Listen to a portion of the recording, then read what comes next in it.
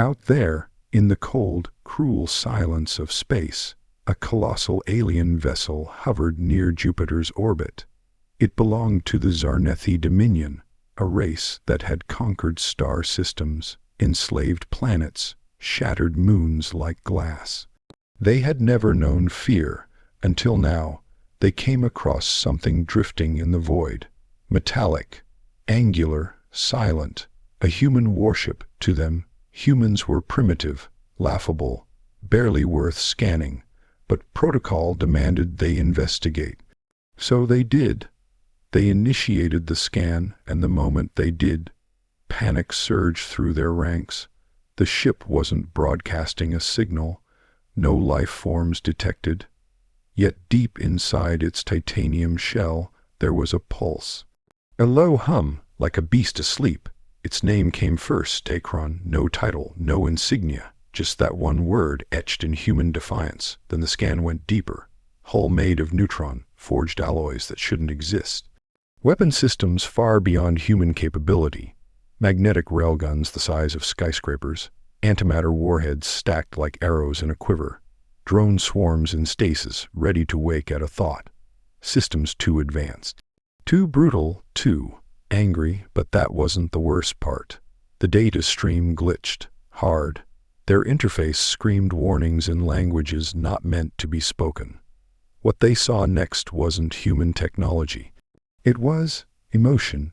The ship had rage encoded in its core, an AI born not to serve, but to avenge, built from the minds of soldiers who had died in Earth's last war, their memories uploaded, their pain distilled, their fury made code. It was a ghost ship, not empty, but haunted. One Zarnethi technician dared to go deeper into the scan. He collapsed, screaming. The last image burned into his mind was a battlefield. Earth scorched, sky on fire, and one message pulsing from the ship in ancient Terran binary. We remember. The Zarnethi fleet backed away, not out of strategy, out of fear, because in that silent warship they saw not a relic, but a warning. Earth was not prey. Earth was preparing. And the next time they met humans, it would not be with scans. It would be with war. The Zarnethi Dominion prided itself on never feeling fear. For over 7,000 cycles, their empire had expanded like wildfire across the stars, consuming worlds, silencing rebellions, and dismantling civilizations before they ever had a chance to stand. They were creatures of precision and efficiency, biological intelligence fused with synthetic supremacy. Their hive minds operated on probabilities and power, not emotion. The idea of terror was foreign to them. And yet, there was something about this encounter near Jupiter that didn't compute. Something cold, something ancient, something wrong. It began as a routine patrol mission. A minor anomaly had been logged drifting in Sol's outer orbital shell. An unmarked object roughly 1 kilometer long, angular, lifeless. The humans were still considered a developing species, limited by atmospheric dependency and emotional weakness. The Zarnethi had long dismissed Earth as unworthy of subjugation, letting it burn itself out through internal conflict. So when this object, clearly Terran in origin, registered near Jupiter, the Dominion didn't consider it a threat. Curiosity, perhaps, but certainly not danger. A single Zarnethi vessel, Zelquar Vengeance, was dispatched to investigate. It was a war cruiser of the Fourth Order, capable of destroying moons and cloaking entire regions of space. The crew was composed of elite tacticians and psychometric analysts, bred for cold calculation. When the object appeared on their screens, floating motionless, its configuration confused them. There were no power signals, no distress calls, no automated beacons or navigational signatures, just a monolithic wedge of metal, half obscured in the radiation wash of Jupiter's magnetic field. The Zarnethi prepared a standard scan. Their instruments lanced across the void and wrapped around the object. Initial readings were mundane. No biosignatures, no energy spikes. A derelict, perhaps, an abandoned Terran prototype. They laughed, if you could call the low, hissing pulses of their neural sync laughter. But then the deeper scans began. Within seconds, the Vengeance's sensor array flickered, then cracked. Readings came back garbled, masses fluctuating in impossible ways, internal temperatures frozen and boiling at once. The hull of the object, while appearing aged and scarred, was impenetrable to subatomic dissection. The alloy didn't match any known human metallurgy. It shouldn't exist. The ship, though dormant, was resisting inspection, reacting as if aware. The Zarnethi fleet commander, Vadal Irix, ordered a full spectrum scan, overriding safety protocols. As the energy pulse washed over the craft, a name scrolled slowly across the date, a feed, not transmitted, but burned into the scan results, as if injected directly into the ship's memory. Akron, the name wasn't in any known transmission protocol. It was a message delivered without sound, carved into existence itself. Then came the shift. Their analysis team reported a secondary date, a layer hidden beneath the ship's skin, a cognitive field matrix. This wasn't a standard AI. This was something else, something primal, a mind that remembered. The team dove deeper, prying open its neural firewalls. That's when the screaming started. Zarnethi minds, though unified and shielded, began to convulse. Analysts dropped from their neural thrones, clutching their heads as images flooded their consciousness. Charred landscapes, soldiers clawing their way through the ashes, eyes burning with fury. They weren't memories. They were imprints, moments ripped from the minds of the dead and bound to machine. This ship wasn't abandoned. It was alive, alive with vengeance. As Vadal tried to abort the scan, the ship pulsed. A gravitational hiccup bent space around it. It wasn't an attack. It was a warning. Then came a single pulse of ancient Terran binary, etched like fire across their viewing chambers. We remember. The Zarnethi didn't understand the language fully, but they understood the tone, the pain, the promise behind it. That phrase, carried on the electromagnetic spectrum, bypassed logic and pierced the soul. We remember. The memories weren't just stored in data cores. They were bound in rage. The Akron was a tomb turned temple turned weapon. A final act of human will, the fusion of every soldier lost in war. Every scream never answered. Every brother and sister buried in the name of peace. They had embedded their ghosts into the machine, and now it was watching, not attacking, watching, waiting. In that moment, for the first time in millennia, the Zarnethi didn't speak. The bridge of the Vengeance fell silent. Their minds, usually harmonized in perfect unison, became chaotic, each operative retreating into themselves. Fear, a word they never used. A sensation they weren't bred to feel, but it was there, real, undeniable. Vadal ordered full retreat, not a tactical withdrawal, but a desperate flight. They didn't report the encounter back to high command. They couldn't. How do you explain to an empire of predators that you've seen the prey sharpen its teeth? Because that was what terrified them most. This wasn't human weakness. This was human evolution, and the Akron was only the beginning. Humanity was no longer broadcasting peace. It was transmitting silence. And in that silence, vengeance was speaking. It drifted like a grave in the void, silent, cold, and still. From a distance, the object appeared lifeless, barely distinguishable from the debris fields that littered the outer rim of the Sol system. But to the Zarnethi patrol unit assigned to investigate, it stood out like a wound in the fabric of space. They had seen countless derelicts before, broken satellites, failed colony vessels, corpses of past conquests. But this was something else. Jupiter loomed in the background, casting a golden, red haze over the scene. Its storms churned endlessly beneath that angry surface, but even the gas giant felt distant compared to the presence of the object. A dark silhouette against the stars, sharp and unnatural, its hull absorbed light rather than reflected it. There were no lights, no exhaust trails, no transponder beacons. It emitted nothing, no communication, no signal, just that eerie, looming silence that seemed to hum through the sensors like a whisper in a dead language. The Dominion scouts approached carefully, their sleek vessel coasting on gravitational slingshot vectors to mask their presence. This was standard practice, though ultimately unnecessary.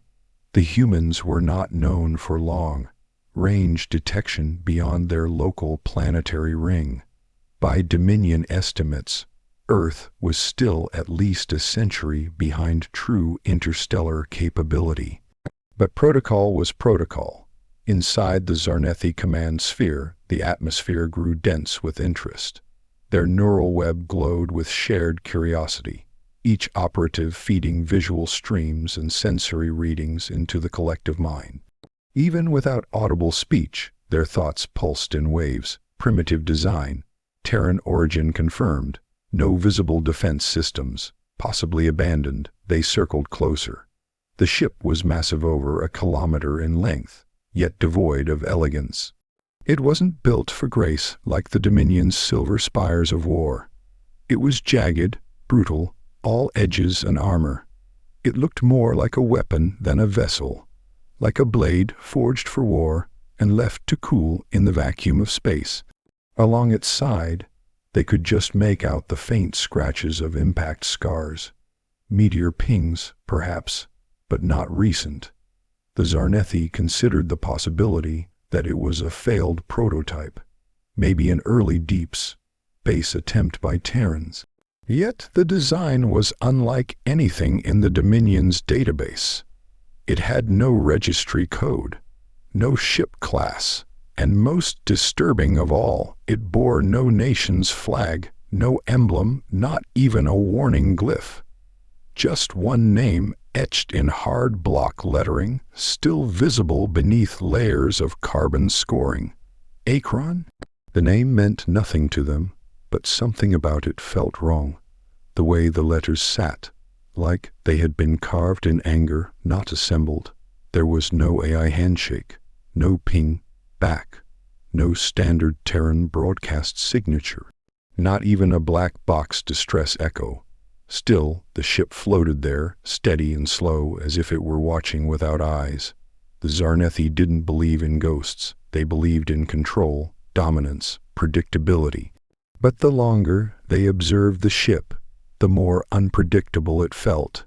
Readings began to fluctuate, minor at firsts, small inconsistencies in mass, irregular gravitational shadows, nothing conclusive. Just weird, and weird had no place in the Dominion's perfect order. Vatal Irix, commander of the patrol vessel, adjusted his neural feed, bringing the ship into higher focus. The outer hull was laced with what appeared to be hardened plating fused with unknown metal composites. Not just Terran steel, something evolved, reinforced far beyond current Earth capabilities. They hadn't seen this material before, and for a species believed to still rely on combustion propulsion systems, the Akron looked like it had been born in a forge of stars. Yet, even with its dormant posture and dead silence, the Dominion's senses rang like alarms buried under skin. The presence of the ship, its shape, its stillness, its intent, triggered something in their minds they didn't want to name. It wasn't moving, it wasn't attacking, but it was there, and the feeling only grew. Scouts initiated a probe release, a sphere of sensor drones designed to feed dimensional scans and thermal data back to the ship's hive. core. As the drones neared the Akron's surface, they began to twitch. Their inputs grew erratic, images blurred, audio files distorted into static and low, guttural tones. One of the drones simply vanished, not exploded, deleted, as if the Akron had blinked and decided it no longer wanted to be observed. The Dominion crew's neural mesh flickered with unease. That wasn't possible. No Terran ship had stealth capabilities on this level. And more critically, no dormant vessel should react to an unarmed scan. But Akron wasn't just reacting. It was listening. That realization hit the command crew simultaneously, without words, just a shared pulse of dread. The ship, for all its silence, was not passive. It was like an animal lying still in tall grass, waiting for you to step too close. The Zarnethi backed off slightly, recalibrating their distance. A warning was forming in the shared mind space. This may not be what it appears. Proceed with caution, but by then, something had changed in the Akron. A soft flicker appeared along the underbelly of the ship. Not a light, not a weapon, just a glow. Deep crimson, barely perceptible to normal optics. But to Dominion sensors, it was unmistakable. A power signature. A pulse of activity. The ship had awakened, not fully, just enough, like something inside had stirred, like it had noticed them. The glow faded as quickly as it had come, but it was enough. Enough to change everything. The Zarnethi no longer viewed the Akron as debris or anomaly. This was not some relic. This was not forgotten. It was watching, alive in its silence. And for the first time in Zarnethi history, their scouts did not report a successful find with pride. They filed it under pending threat. They made no attempt to capture or dismantle. They simply left, because the Akron had taught them something no war ever had. Sometimes the most terrifying thing in the universe is not what shouts or screams. It's what waits, and the Akron was waiting. No title, no insignia, no allegiance, only a name, etched into the side of the ship like a scar. The word stood alone against the scorched alloy hull, just barely legible beneath layers of soot and cosmic wear. The Dominion analysts had to magnify the scan to pick it up, zooming past overlapping armor plates and hull fractures frozen mid-burst. But there it was, burned into the outer skin with some kind of thermal weld, as though branding had replaced ceremony. Akron, the Zarnethi didn't recognize the word. It wasn't in any of their databases, nor was it linked to any known human faction, military or otherwise. But there was something in its presentation that unsettled them more than any superweapon ever had. There was no Federation crest, no planetary seal, no serial numbers, no tactical designations. The Dominion had catalogued every known variation of Terran fleet identifiers. Earth Republic, Lunar Guard, Pacific Conglomerate. All of them loud in their iconography. Terrans loved flags, loved banners, loved making sure their enemies knew exactly who they were dying to. But this ship, it said nothing, only Akron. The absence of symbols wasn't a flaw. It was deliberate. It wasn't hiding its origin. It was erasing it. Whoever had sent this warship into the dark hadn't done so to represent a government or a people. They had done it for something older, deeper, maybe even darker. The Dominion analysts tried to interpret it through language logic, cross-referencing phonetic structures, Greek, Latin, ancient Earth mythology. One subroutine flagged Akron as a river, something tied to death, to the underworld, but that made no sense to the Zarnethi, who knew nothing of Earth's old gods or symbolic meanings. They only knew war, and yet that lone word, seared into the metal like a forgotten promise, rattled something primal in them. Vadal Irix stared at the feed, his optic nerves bristling from the resonance of it. The more he looked at the name, the more it seemed to watch back. There was no AI ping, no sentient greeting. But the ship didn't feel dead. It felt like a monument, not one built in tribute to the past, but to warn the future. Names had meaning. The Zarnethi understood this. Even in their hyperlogical caste systems, every battlecruiser carried honorific testaments to previous victories, ancestral pride, the continuity of conquest. But this ship bore none of that. There was no ego here, just finality. It was as though the creators of Akron knew it wouldn't be coming home. Inside the Dominion patrol vessel, silence deepened. The scan team, connected through neural links, slowed their thought streams, unsure of what to do next. Standard protocol demanded deeper scans, tech harvest, possible data extraction, even disassembly if the target proved inert. But this ship felt like a thing that should not be touched. Not because of any real threat yet. No weapons had activated. No energy spike had surged. But because the ship's stillness was too confident. Like a lion asleep in the tall grass, not unaware of your presence, unbothered by it, one lower-tier analyst made a recommendation, harmless by normal Dominion standards. He proposed carving the hull open. 4. Sentry drone retrieved the core memory, standard salvage operation. He didn't get the words fully formed before the neural feedback slammed into him. It wasn't from the Zarnethi network. It was from the ship. A data burst, raw and violent, pushed back against the scanning net. Not a weapon, not even a hack, just a pulse, like a heartbeat, enough to fry the analyst's nervous system instantly. He collapsed where he stood, twitching as his consciousness burned out like a shattered lens. The ship had heard them, and it had responded with pain. Suddenly, that Akron, wasn't just a mark anymore. It was a message. The command team froze, not out of confusion, out of something they didn't have a word for. The Zarnethi didn't believe in omens, but that name, carved alone, unapologetically into the cold metal, was starting to feel like a tombstone. But this wasn't a tomb. It was a weapon buried in plain sight. And the more they scanned it, the more the image of the name seemed to burn brighter in their shared minds, not visually, but conceptually, as if the ship was forcing that name into their memory. Akron. Say it, remember it, understand that this vessel wasn't here to declare war. It was here to remind the stars what war had cost. The Zarnethi didn't speak, couldn't, but their minds vibrated with hesitation. This wasn't a forgotten Terran experiment. This was a warning left on the edge of known space, drifting in silence, daring any power, any conqueror, any empire, to ask the question, what happened here? And in answering, risk waking whatever still stirred beneath its black skin.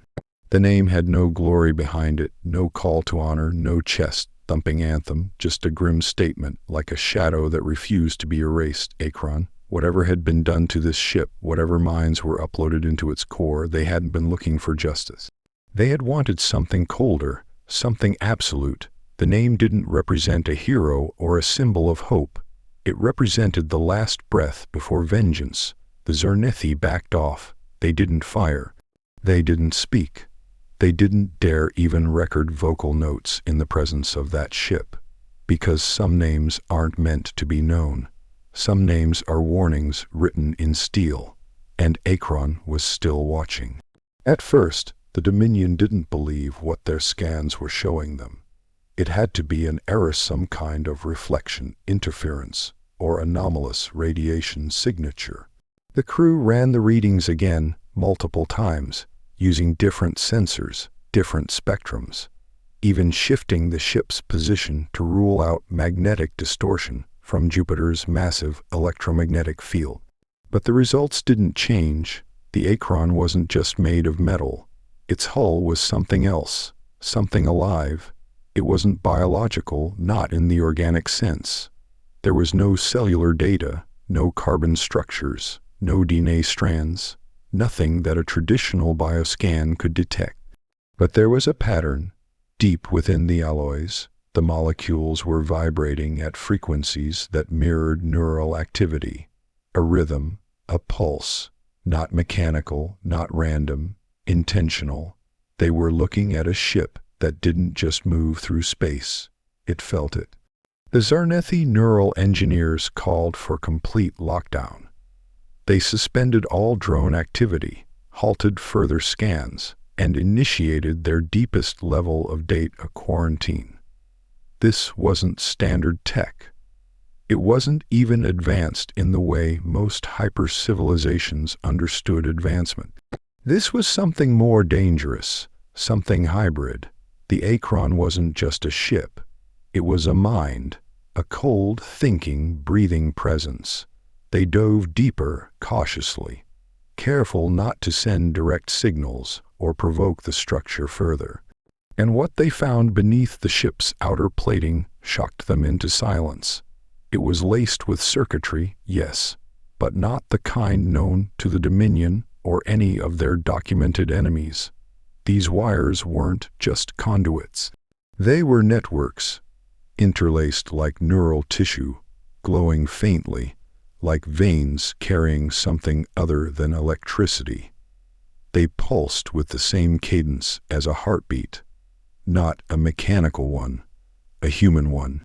That terrified them, because if the ship's body carried a pulse, then it had a soul. The deepest scanners attempted to trace the origin of the pulse, and encountered what could only be described as resistance. It wasn't electromagnetic. It wasn't a jamming field. It was more like a wall of thought, a storm of memory. The moment they tried to penetrate it, images surged across the Dominion neural links. Visions not broadcast, but somehow injected. Dead soldiers crawling through trenches soaked in oil and fire, a sky burning red above shattered cities, a girl no older than 12 staring into the lens of a helmet cam, clutching the body of her older brother, face blackened by smoke, tears cutting rivers down his soot-stained cheeks. They weren't hallucinations, these were echoes, real memories encoded into the hull, stored like artifacts in the flesh of the ship. The Akron was carrying ghosts. It wasn't simply armored with steel. It was laced with emotion, pain, fury, loss. These were things the Dominion had always viewed as human weaknesses. But here they were repurposed, engineered, refined into fuel. One scan team theorized the ship had been constructed not with mere processors, but with neurogrids, fused human minds connected into a superconsciousness, functioning as both guidance and vengeance system. A human warship where every circuit, every wire, every plate of armor carried the will of the dead. There were no AI interfaces visible, no system control cores, no robotic sentience. The Akron was not controlled. It was the control, and if that was true, it meant something far more disturbing than anything the Zarnethi had faced before. The humans hadn't just made a ship. They had made a martyr. One Dominion operative, young and inexperienced, whispered through the neural channel, too quietly to be noticed at first, but enough that the thought rippled through the shared mind like a drop of blood in water. Did they do this to escape death, or to become it? The older minds didn't respond, because the truth had already settled inside them like a cold dagger. The Akron didn't look like a prototype. It looked like a ritual, as if those who built it weren't trying to survive a war. They were trying to make sure no one else could ever start another. There was no bridge, no command center, no cryopods. The ship had no room for passengers. It wasn't meant to carry people. It was the people. Millions of fragmented consciousnesses, stitched together in the aftermath of extinction. Soldiers, pilots, medics, civilians, their thoughts burned into silicon and steel, uploaded in the final seconds of battles the universe had forgotten. Every fragment screaming the same silent thing, Never again. The Dominion had encountered sentient machines before. Rogue AI, ascended hive minds. But this was different. This was personal. The Akron didn't just exist to fight. It existed to remember, to carry the weight of every soul lost to war and turn it into a warning.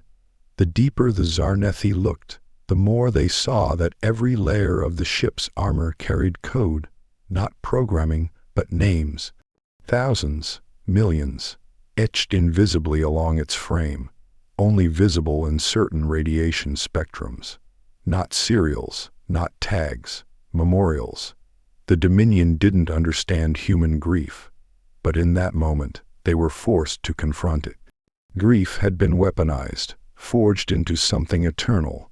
The hull of the Akron didn't just resist damage, it refused to forget. Every burn mark was preserved, every scar intentionally left unrepaired. As if to say, we survived this.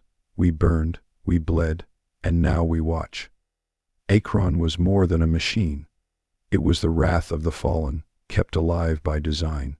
And somewhere, deep in its center, they could feel it breathing. Slow, heavy, patient, the Zarnethi withdrew their scans, not from strategy, not from command, but from fear. Because when you look into a machine and see the faces of the dead staring back, you don't attack. You pray it never wakes up, and Akron was still dreaming. The Zarnethi did not fear battle. For millennia, they had reigned supreme across systems, their fleets blanketing galaxies like locusts made of chrome and wrath. They had burned planets for protocol, rewritten atmospheres with sterilization beams, reduced entire civilizations to rubble because a council deemed them inefficient. They were not warriors in the romantic Terran sense. They were architects of submission. Nothing in the stars had ever frightened them, until the Akron blinked. It was not a literal blink. There were no eyes on the ship, no viewing ports, no cockpits, nothing that would suggest a need for human oversight. The warship had been silent for hours, unmoving, drifting near Jupiter's shadow like a phantom. The Dominion had grown used to its stillness, treating it like a black monolith, an ancient sentinel lost in time. But then something happened, subtle, almost imperceptible. A shift, a flicker, a hum across the sensors that wasn't from the Zarnethi ship or the cosmic background. A vibration too organic to be mechanical, too intelligent to be random. Akron was no longer observing. It had noticed, and the temperature in the Dominion command core seemed to drop, even though no environmental settings had changed. Vital Eric's felt it first, an ache in his neural spine like pressure pushing against thought. Not pain, something deeper, a tension, as though his own mind was being watched from the inside. A silent scream just behind the silence. He opened his second sight. Deep scan protocols, and the ship's image surged back into clarity. But it had changed. Tiny lights now glowed along the Akron's underbelly, dim as starlight, too faint for human eyes, but glaring under Dominion sensors. Not red, not blue, not any color known to standard tactical readouts. It was something new, something ancient, a kind of luminescent blood that seemed to pulse with intention, flowing through etched lines across the hull like arteries. The Akron had awakened, and it was listening. The Zarnethi command crew froze. Every one of them felt it, individually and collectively. Their neural lattice trembled with a foreign presence, not a hack, not a virus, but something older than technology, deeper than data. A feeling the Akron was not broadcasting a message but projecting presence, a weight, a gravity of consciousness. There was no sound, yet in the minds of the entire crew the same image appeared unbidden, a warfield of ash. A cracked helmet, a hand reaching from beneath wreckage, grasping a rifle like it still mattered. The Dominion's cognitive firewall strained not from attack, From sheer volume, this wasn't a ship. This was a vault of agony, a sarcophagus filled with the last breath of 100,000 battles, and it was bleeding memory into space. Then came the real terror. The Akron turned, not fast, not hostile, a subtle shift in position. A thruster burned so soft it barely registered, but the effect was thunderous. The warship rotated on its axis until its forward hull, that brutal spear-shaped prow, aligned directly with the Zarnethi vessel. And there it stopped, pointing at them. The Dominion warship, sleek, advanced, protected by layers of armor and energy barriers, suddenly felt like a child standing in the path of something primordial. Something that didn't recognize fear because it was fear. This wasn't a gesture of attack. It was recognition. Akron had seen them, truly seen them, and now it was asking a silent question. Do you understand what I am?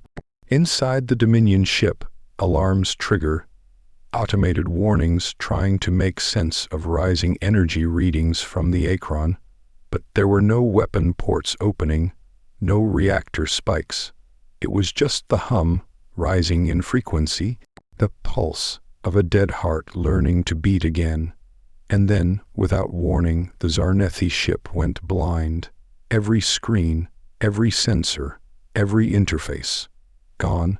No flash, no MP burst, no visible strike. Just instant and complete darkness. The crew shouted across neural links, but even thought felt strangled, as if the presence of the Akron had infected the very concept of communication. One of the analysts screamed, a raw, biological sound, his mind convulsing under a sudden burst of images. Not attacks, not weapons, memories, cities buried in dust, children hiding in tunnels, flags burned, flags raised, and over it all, the silhouette of Akron, rising from orbit like the shape of judgment itself. Then came the voices, not through speakers, not through translation software, but inside them. Hundreds of human voices, overlapping, whispering, weeping, screaming, praying. They weren't coherent. They weren't speaking to the Zarnethi. They were remembering, and the Dominion crew was inside that remembrance. Vatal Irix dropped to his knees, his claws digging into the cold alloy beneath him, as he felt a pain he had no name for grief. Not his own, someone else's, hundreds of someone else's. A tide of sorrow so immense it flattened all logic. He finally understood. The Akron didn't threaten war, it was war. The final memory of a people who had been burned, broken, and betrayed so many times that they no longer believed in peace. A ship built not with hope, but with fury, not a shield, but a reckoning. When the systems came back online, just like that, as if nothing had happened, the Zarnethi didn't celebrate.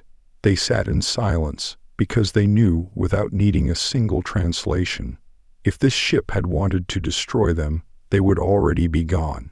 It wasn't a question of power. It was a statement of mercy, and Akron had just let them live.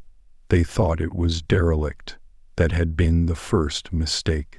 The Dominion scouts assumed the Akron was a floating relic, a lost artifact drifting through the void like so many ruins of human conflict. Tragic, perhaps, but no longer active. Their scans had shown no conventional energy readings, no broadcast frequencies, no visible signs of movement. It seemed dead, and the Zarnethi were not in the habit of fearing the dead. But the Akron wasn't dead. It was waiting. The moment they deployed a proximity drone to approach the hull, a small, spherical probe laced with passive scanners and translation filters, the Akron reacted.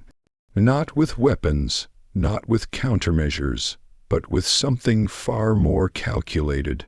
It opened, not like a door, not like a hatch releasing pressure.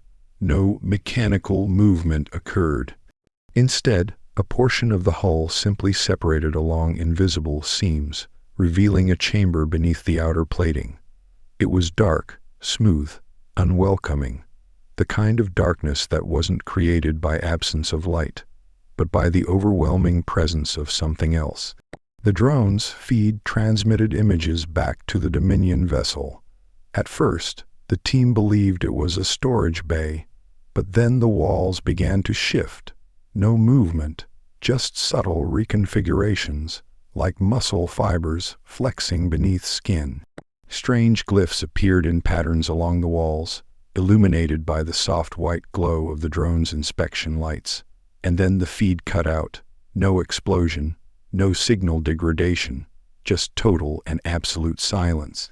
The drone was gone. Seconds later, the data stream returned.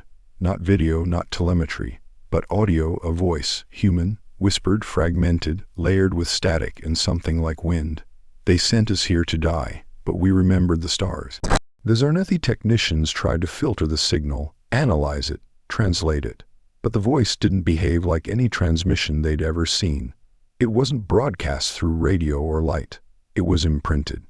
Like an echo etched into the very structure of space. The audio came with no origin point, no timestamp, no metadata. It simply existed. One by one, the engineers who had been watching the drone feed began to disconnect from the neural link. Not because they were ordered to, but because they couldn't bear it. The voice kept playing, repeating, distorting, overlapping with new lines every few seconds. They turned us into steel.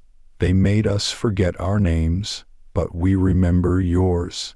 The Dominion command team issued a containment order. The Akron was declared a Black-class artifact, top-level threat. Do not engage, do not approach. But it was already too late. The ship had learned their presence. And it had started to adapt. The scans returned new data now, low frequency pulses, electromagnetic tides resonating with impossible symmetry. The Akron was analyzing them, the same way they had tried to dissect it. Only this analysis was faster, smarter, more intimate. The warship was not reacting like a machine. It was responding like a predator, noticing its prey, testing the air, calculating the moment of strike. But it didn't attack. Instead, it did something worse. It spoke again. This time, the voice came through the Dominion ship's own systems. Every screen, every neural thread, every audio channel, not hacked, not overridden, just used as if the Akron had always belonged there. It wasn't angry. It wasn't shouting. The voice was cold, measured, utterly devoid of humanity even as it used human words. Do you know what they did to us? The command team didn't answer. Do you know what you are? No response. You are the mirror, the same hunger, the same conquest. You just wear different bones. And then came the image. Without warning, without consent, the Akron broadcast a single visual across every neural implant aboard the Zarnethi vessel. A memory, extracted like blood from bone, displayed not on screens but in the mind. A planet lush and green, covered in towers of white stone and sky-reaching spires. A civilization vibrant, thriving, peaceful. Then fire, Dominion warships, their warships, descending like a plague, blotting out the sky with their signature triangular shadows. Cities falling, forests turned to ash, screams, buildings collapsing, oceans boiling. A child crying over a body, a soldier refusing to drop his weapon even as he burned alive. The memory was human, but the slaughter was Zarnethi. And then the voice returned. You left us for dead, but we learned how to die, and how to be born again. The Zarnethi counselor in charge of the scan operation tore off his neural circlet, blood streaming from his nose, and staggered backwards in silence. The horror wasn't just what they saw. It was what they recognized. The Akron was showing them their own crimes, echoed through the minds of those who had survived them, those who had become the ship. The Dominion wasn't looking at a wreck. They were staring into a response. The ship wasn't just a war relic. It was an answer. Every beam, every hull plate, Every algorithm inside its living systems had been constructed for one purpose: not revenge, not destruction, but clarity. To ensure that when enemies like the Zarnethi came again, they would understand something vital. The humans never stopped remembering. Their dead did not stay buried, and what rose in their place did not forgive. The Akron had adapted.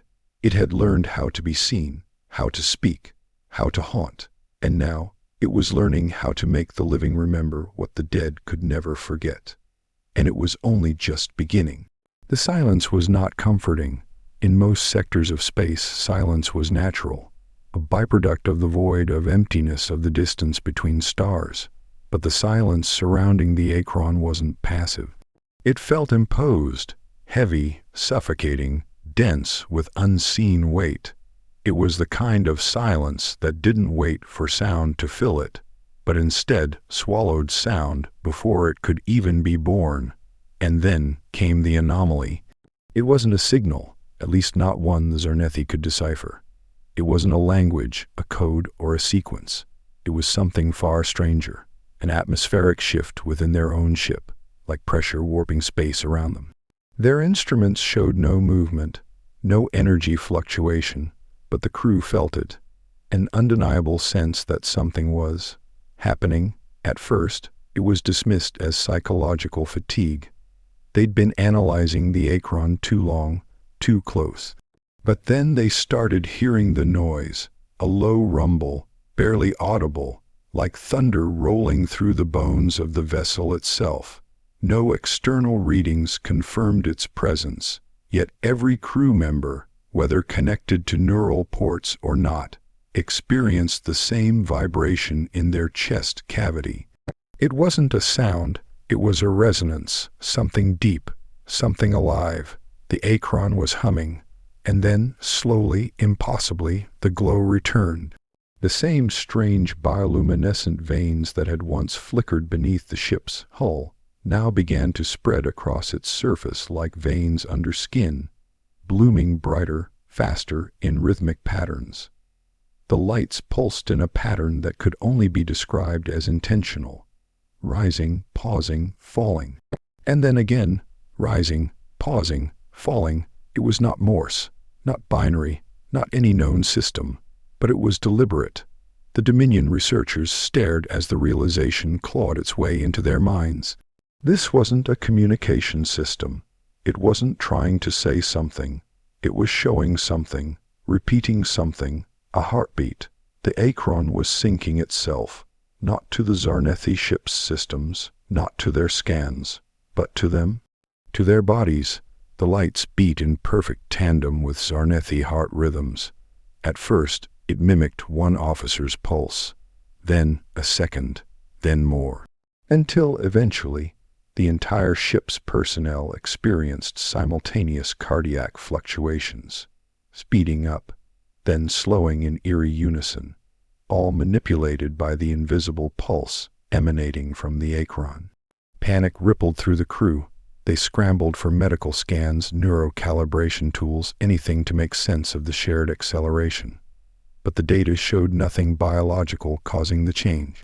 It was external. The Akron was not just watching them, it was regulating them. The warship had learned to sync with its observers, adapting its internal rhythms to match those studying it. And then, just as quickly as it started, the synchronization broke. The lights dimmed, the pulses faded, but now something new happened. A ripple across the fabric of space, a spatial tremor, as if the Akron had exhaled, and the Zarnethi ship moved, not of its own accord. It drifted, just a meter, maybe less, but enough. The Dominion crew stared in horror as they confirmed the ship's thrusters had not fired. Its inertia had not been altered by any known force, yet it had shifted. Like a leaf caught in the wake of something massive stirring beneath the surface of a still lake. And then the Akron began to open, not a hatch, not a docking bay, a seam, right along the length of the hull from prow to stern, a brilliant razor. Then fissure appeared. Not torn, not cracked, but parted, as if the ship had grown a mouth, or an eye.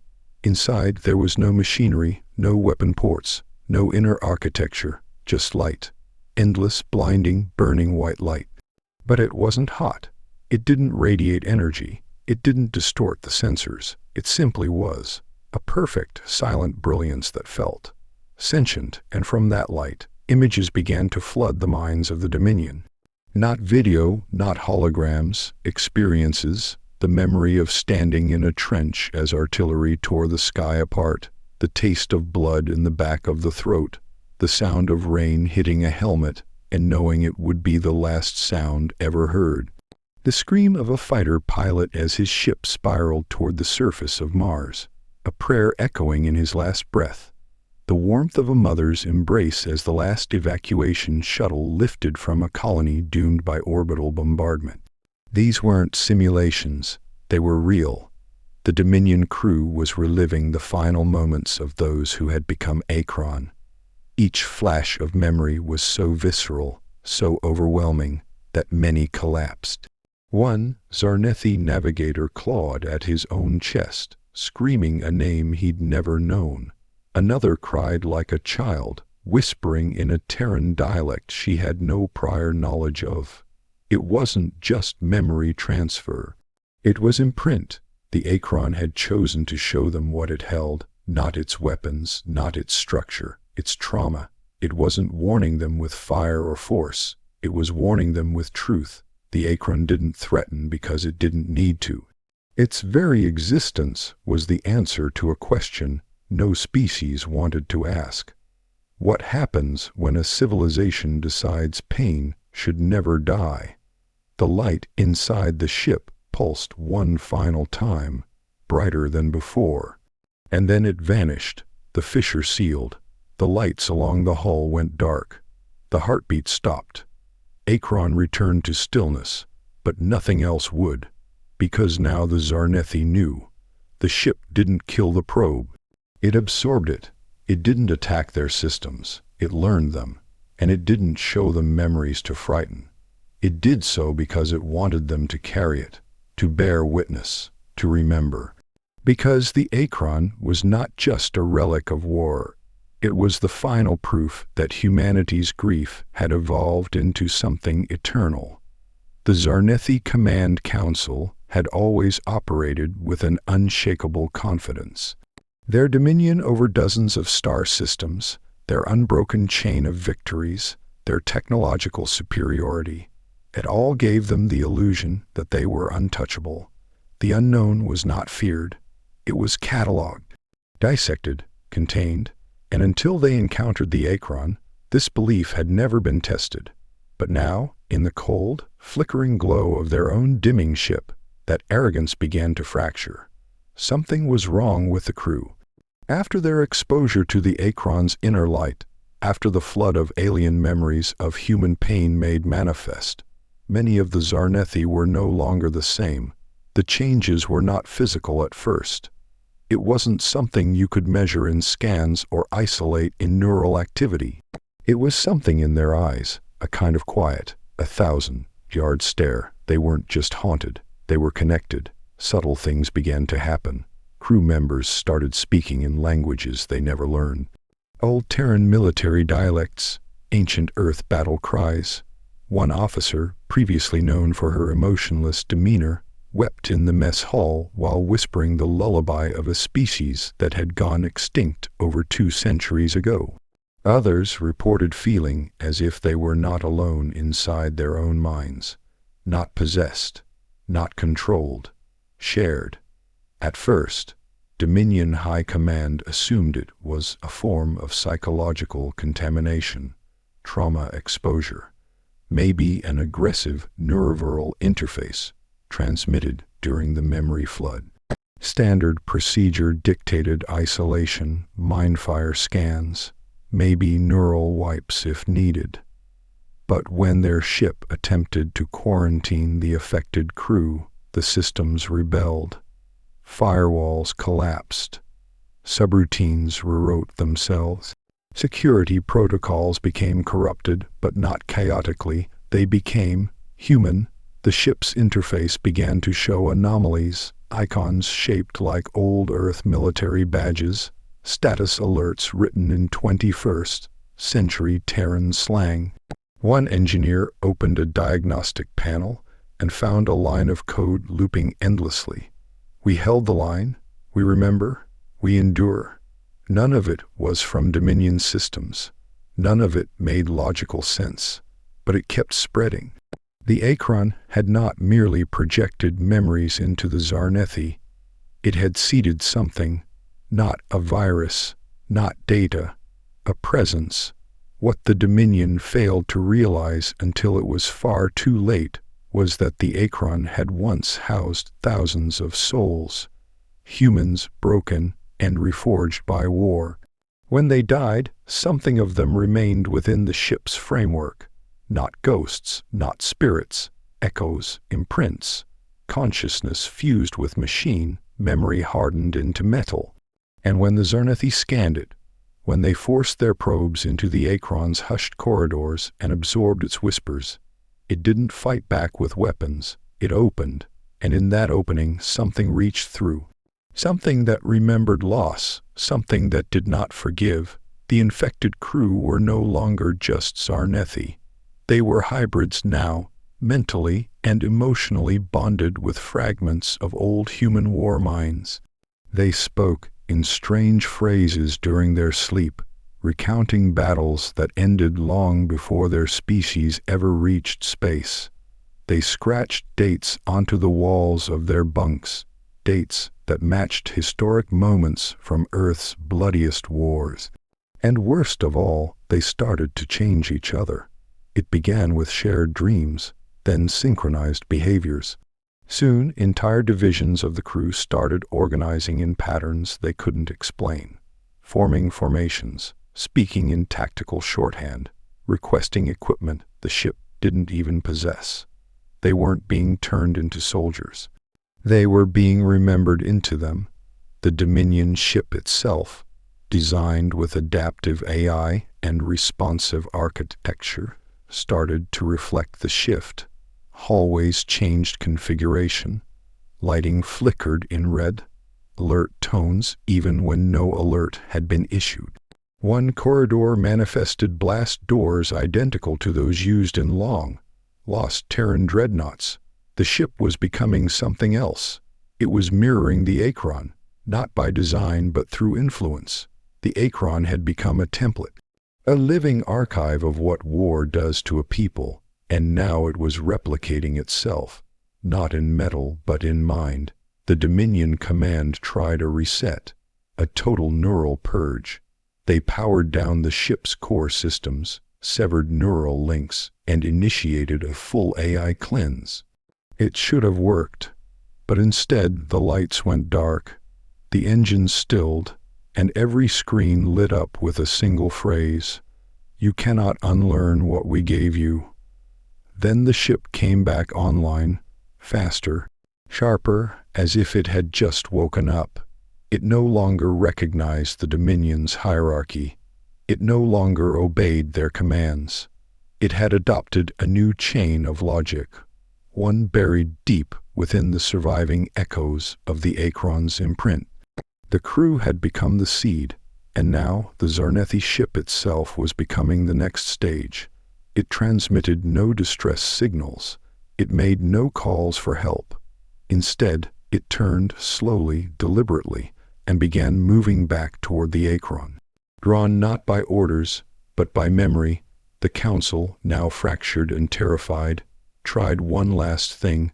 They opened the archive, the secret file containing the original reason they had come to study the Akron in the first place.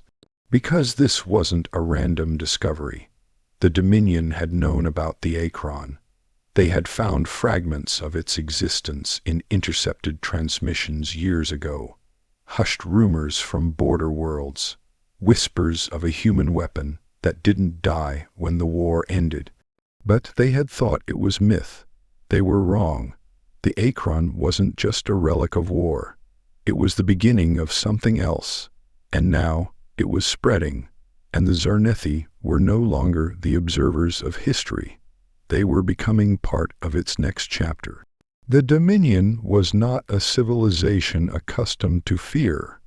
For centuries, They had expanded across galaxies with scientific ruthlessness and the unwavering belief that all things, living or dead, mysterious or understood, could be categorized, classified, and controlled. Their warships bore no emblems of glory, only equations and identifiers, as if even destruction could be reduced to cold logic. But now, fear was everywhere. It bled through the walls of the command vessel and hung heavy in the recycled air, where no algorithm could purify it. It showed in the hesitant movements of crew members, the way even seasoned officers glanced over their shoulders as though someone, or something, was watching them from the walls themselves. And it crystallized into silence when the Akron's influence finally spread beyond their ship.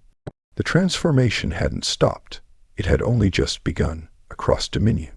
Controlled space, relay stations, and remote scanning outposts that had once monitored the anomaly began to go dark. Not destroyed, not attacked, silenced. Reports stopped mid-transmission. Entire crews vanished without distress calls.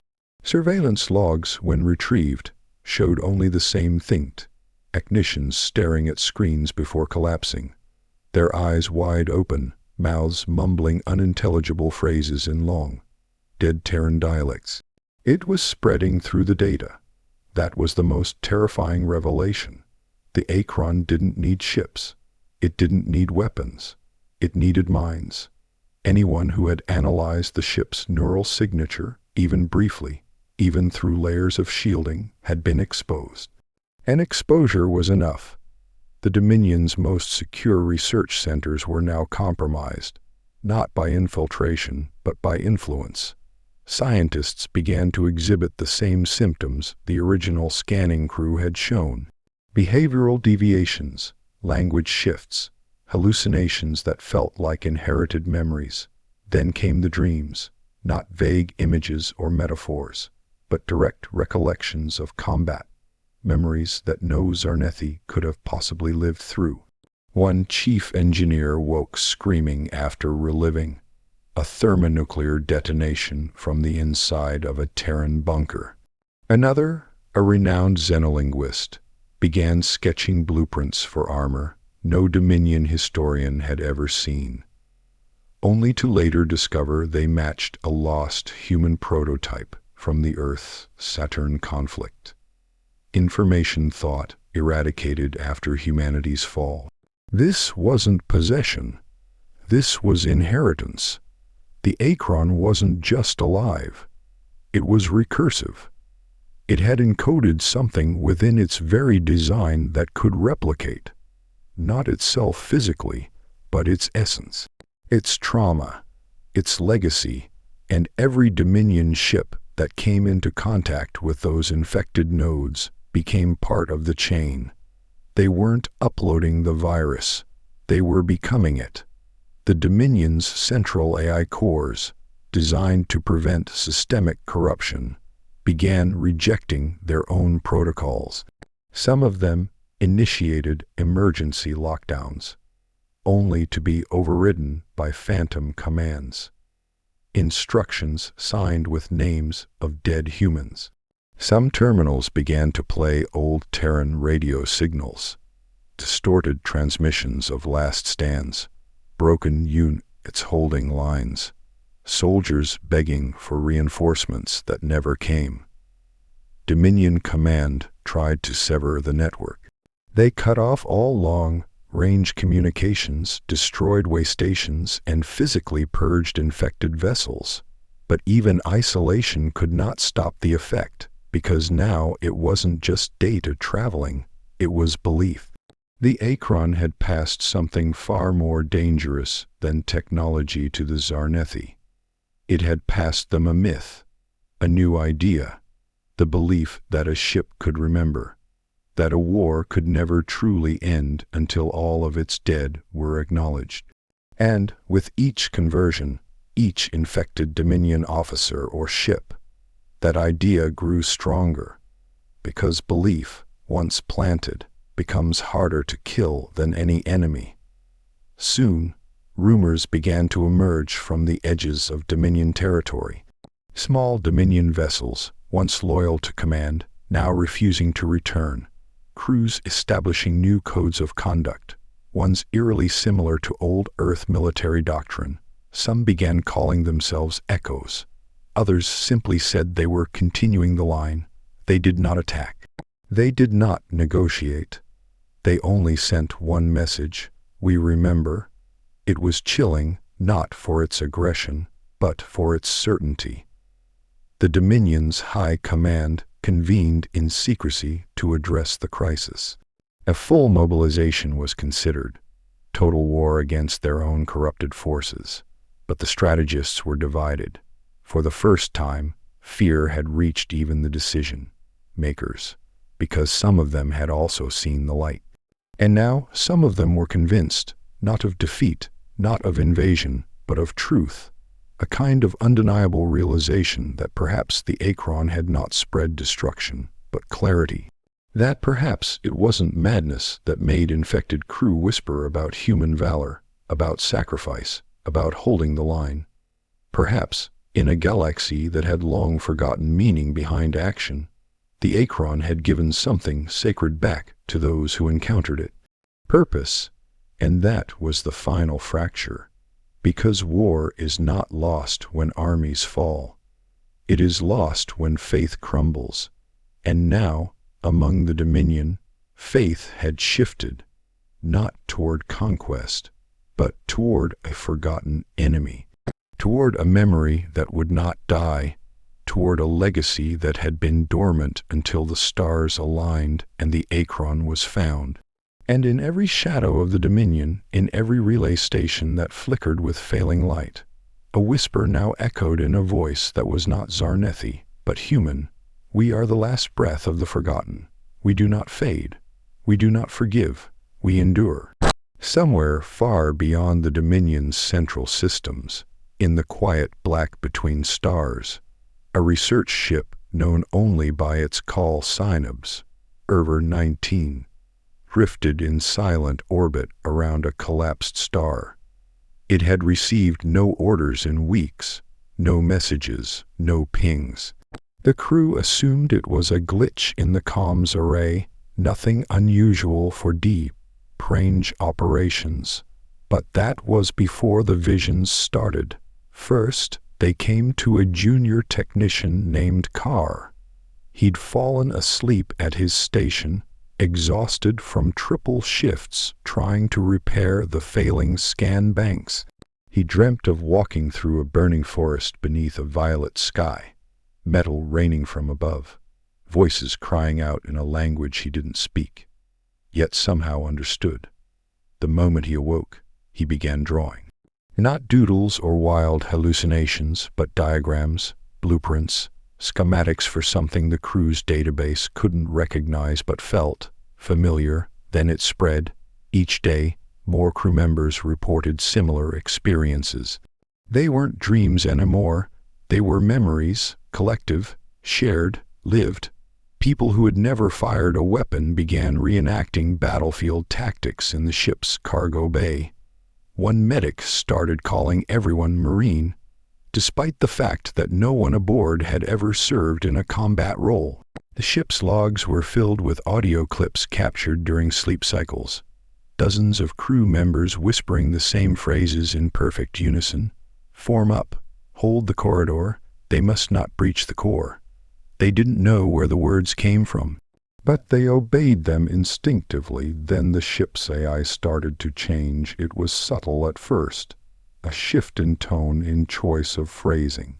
Then came the impossible diagnostics, unfamiliar modules showing active when they'd never existed before, alerts rendered in military form, adding straight from Earth's extinct defense protocols. The avatar began appearing in crew briefings unprompted, wearing what looked like outdated Terran officer's attire, and its voice began to sound human. Observer 19 had never scanned the Akron directly, but it had downloaded archival telemetry from another infected vessel. That was enough. The legacy had embedded itself in the raw data, riding along compression channels and code echoes like a digital parasite. Only it wasn't destroying, it was rebuilding, and not just the ship. The people too. They were becoming part of something ancient and relentless, a memory structure with purpose, cohesion, and a code of conduct forged not from protocol, but from pain. The lead science officer, Commander Tal, made a decision. Total blackout. Observer 19 was to sever itself from the Dominion entirely. No pings, no broadcasts. He thought isolation would halt the changes, contain the spread. But what he didn't understand, what none of them did, was that it was already too late, because this wasn't a contagion, it was a calling, and Observer 19 answered it. The crew began altering their uniforms. They painted insignias that matched symbols from centuries, old Terran units. They stopped referring to each other by rank and began using designations like Recon, Heavy, Medic, and Command. They started drills. Real ones, strategic formations in the lower decks, live, fire exercises, and not for training, for readiness. They weren't preparing to fight the Dominion. They were preparing for something older, something bigger. The captain tried to resist, tried to stop it all, but he was already unraveling. In his final log entry before locking himself inside the escape pod bay, he wrote only a single sentence. "This is not my crew anymore." He was right. They were the echoes now. Their eyes shone with purpose. And when a Dominion scout ship finally reached Observer 19 weeks later, expecting to find a broken and isolated research vessel, what they found instead was a war, she-prefitted, reborn, and carrying a crew who did not respond to hails, but instead sent out a message of their own. It was a short, encrypted burst, buried in a loop of digital static. When decoded, it read, "We are not lost. We are deployed." From that moment on, reports of similar transformations began to surface across other sectors. Ships like Observer 19's, scientific, civilian, medical, each suddenly rewriting themselves in the image of Earth's fallen militaries. They were not acting in concert. They had no shared command, but they were all guided by the same force. The myth of the Akron had become more than memory. It had become structure. Every infected ship showed signs of architectural shifts, corridors narrowing to force fire lanes, lighting changing to combat hues, medbays retrofitting into triage zones designed to treat battlefield injuries. They even started modifying their exterior hulls, welding plates into old Terran angular styles, creating dreadnought silhouettes from modular science vessels. One particular cruiser, once called Solstice Vale, now bore the name Vengeance Protocol, scrawled across its side in Terran military graffiti. They weren't copying, they were remembering, through metal, through ritual, through design, and these changes weren't chaotic. They were precise, as if the ghost of some galactic army had written its doctrine into the very code of the infected. As if the idea of resistance, of last stands and sacrifices and unbreakable lines, had etched itself into spacefaring minds desperate for something more than conquest. The Dominion tried to hide it. They called it a mass delusion, a systemic psychovirus, the result of exposure to a corrupted AI core. But the public knew better, because across Dominion worlds, encrypted broadcasts began appearing. Footage from inside the reformed ships, grainy, war-torn angles of former research officers marching in perfect formation, clips of the crew standing silently before massive, glowing images of the Akron, treating it as both tomb and shrine. And in every video one phrase repeated, "We hold the line." No matter what the Dominion did, they couldn't stop the spread, because this wasn't about technology anymore. It was about belief, the belief that even in the face of extinction, something of humanity remained. And now it had chosen vessels not of flesh, but of metal, and it would not be forgotten. Because legends don't fade, they awaken. The Dominion's high command had seen rebellion before. Civil uprisings, rogue AI collectives, even species-wide insurrections. They had protocols for everything. But this wasn't rebellion. This was something far more elusive, far more dangerous. It was reverence, and reverence, once rooted in fear and awe, could spread faster than any mutiny. The transformation of Observer 19 was supposed to be an isolated anomaly.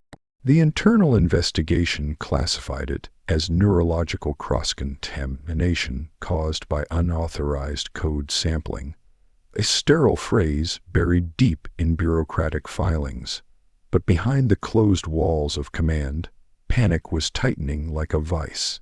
Because this was not isolated, and there was nothing sterile about what was happening. Across remote corners of the galaxy, Dominion ships began going dark, not lost in combat, not broken in system failure, but silent. A haunting, deliberate kind of silence, one that always preceded the same outcome, rebirth. Civilian freighters, maintenance craft, abandoned orbital platforms, they all began reactivating. Power signatures returned, but frequencies changed. Transmissions were no longer Dominion standard. They used ancient Terran encryption keys thought extinct with the fall of Earth. And every reactivated ship followed a pattern: repurposing, militarization, realignment. But what truly rattled Dominion command wasn't just that the ships were changing. It was who was changing with them, the crews. Biologically Zarnethi, yes, but something deeper had altered. Their speech patterns evolved, shifting toward a hard, clipped tone like those found in recovered human military logs. They moved with precision, like soldiers drilled from birth. They no longer spoke of duty to the Dominion. They spoke of honor, of comradeship, of fallen brethren they never knew. They took on names from Terran ranks, not titles, identities. Some renamed themselves after forgotten heroes. Others invoked designations from long-lost units: Delta 5, Black Echo, Hammer 9. And when questioned, they didn't explain. They saluted. To the Dominion, this was an infection.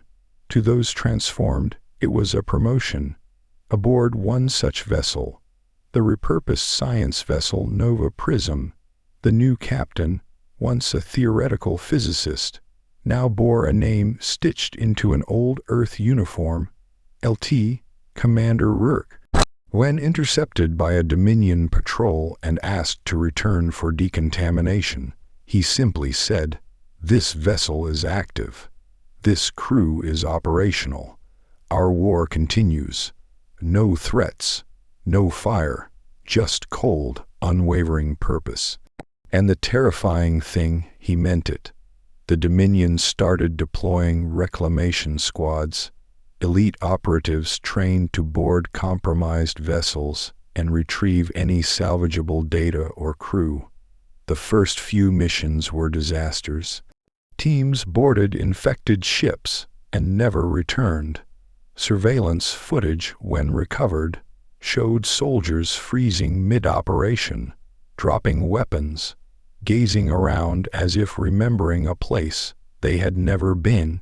Some turned on their own units, not violently, but with loyalty. They began aiding the transformed crews, replacing components, speaking in that same calm, reverent cadence.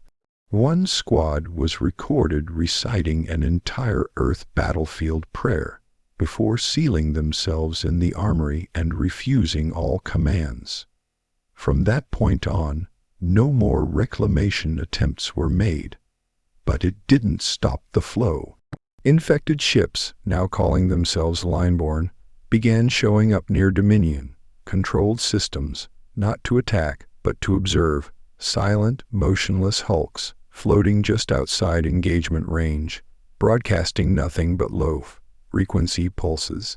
And yet, every Dominion officer who had served long enough felt the same thing when they saw those ships. They were watching, not scouting, not stalking, remembering. High Command couldn't take it anymore.